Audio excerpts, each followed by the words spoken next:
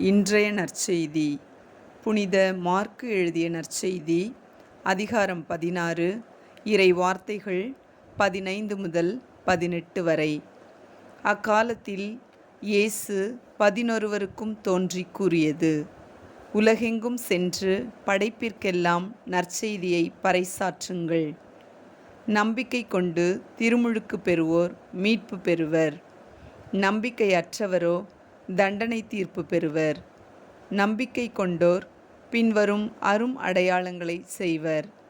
அவர்கள் என் பெயரால் பேய்களை ஓட்டுவர், புதிய மொழிகளை பேசுவர், பாம்புகளை தம் கையால் பிடிப்பர், கொல்லும் நஞ்சை குடித்தாலும் அது அவர்களுக்கு தீங்கு இழைக்காது.